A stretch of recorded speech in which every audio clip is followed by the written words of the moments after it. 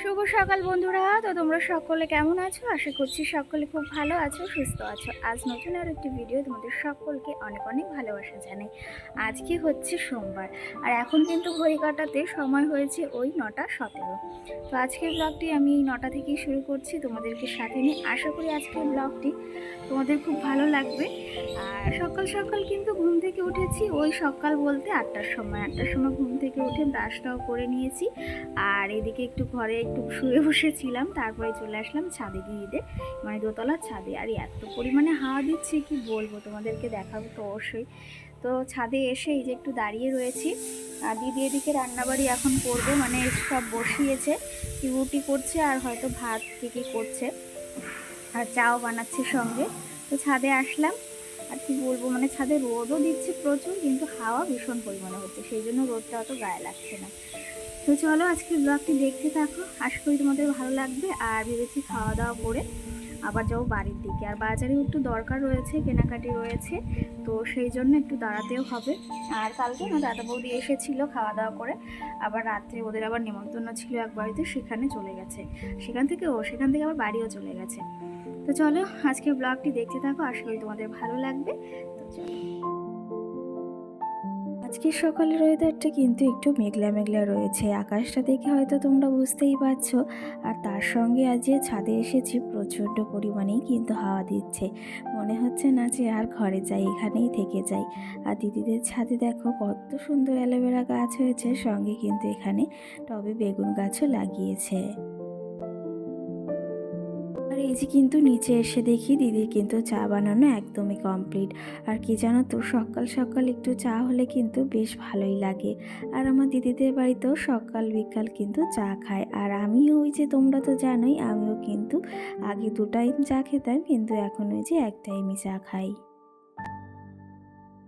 আর কি জানো তো, আজকে না সকাল সকাল বলতে ওই যে মাম্মাম না 9টার আগেই উঠে গেছে, তো সেই ক্ষেত্রে ওকে ওই যে ব্রাশ করিয়ে দিয়েছি, আর সঙ্গে না মুখটাও ধুইয়ে দিয়েছি।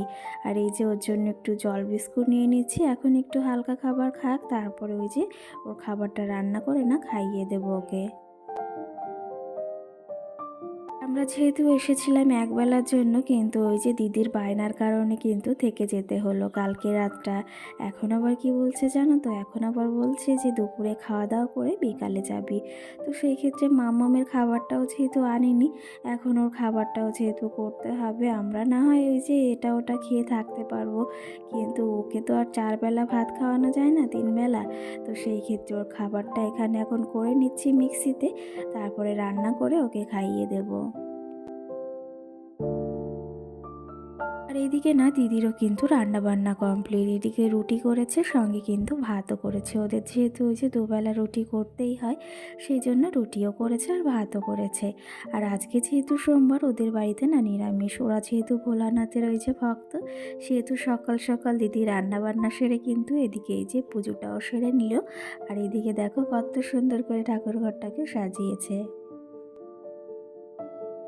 দিদির কিন্তু এদিকে পুজো দেওয়া হয়ে গেছে, আর আমি একটু এসেছি ঘরে ওয়েটটা মাপতে। সবাই মাপছিল, মাম্মা মেপেছে, বোনের বর। তো ভাবলাম আমিও একটু মেপে নিই। আর ওয়েটটা না খুবই কমে গেছে, কারণ হয়েছে মাঝে প্রচণ্ডই শরীর খারাপ ছিল, সেহেতু না শরীরটার মানে অবস্থাটা খুবই খারাপ হয়ে গেছিলো, সেই জন্য ওয়েটটাও কিন্তু অনেকটা কমে গেছে। এখন কিন্তু ঘড়ি কাটাতে সময় হয়েছে 11:30 মতো। আর মামামের জন্য এই যে লেবুর রসটাও বের করে নিলাম।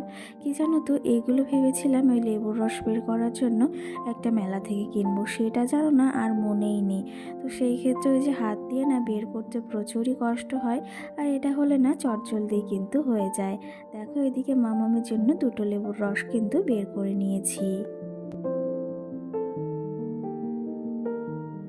দেখো এদিকে দিদির না পুজো দেওয়া কমপ্লিট, আর সকলকে কিন্তু প্রসাদও দিয়ে দিয়েছে।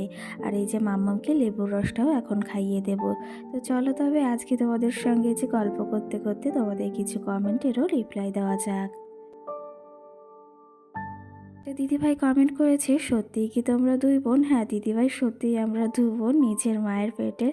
আর সেই ক্ষেত্রে কিন্তু আমার দিদিবাড়িতে ঘুরতে এসেছি।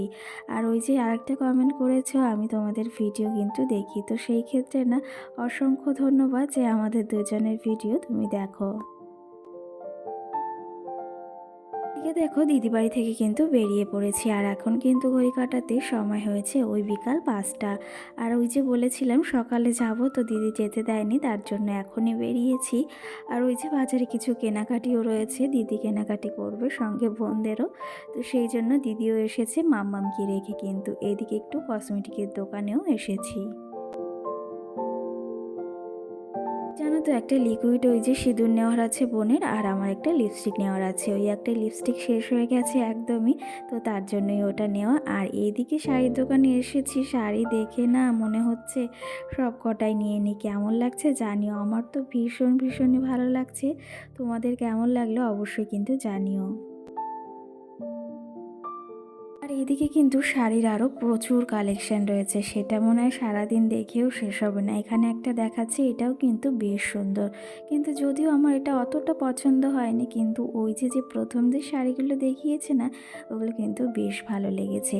আর এদিকে আমার দিদি কিন্তু শাড়ি কেনা একদম এক্সপার্ট, আর এই শাড়িটা ভীষণই ভালো লেগেছে, এটাই কিন্তু মনে হচ্ছে নেওয়া হবে। তো এইগুলো কিন্তু বোনের জন্যই কেনাকাটি হচ্ছে। আর কি জানো তো, ওইদিকে কেনাকাটি করে চটজলদি বাড়ির দিকেও চলে যেতে হবে, কারণ ওই যে আবার একটু মেঘও করেছে।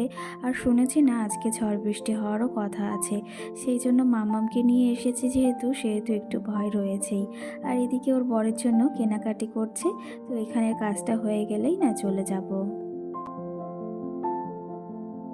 জানো তো 2 দিন ধরে তোমাদের দাদাভাইকে বলছি এখানে এসে একটু ঘুরে যেতে, একদিন থাকতে, কিন্তু ওই যে সময় সুযোগের জন্য আবার হয়ে ওঠে না, আবার একটু কাজের চাপও রয়েছে।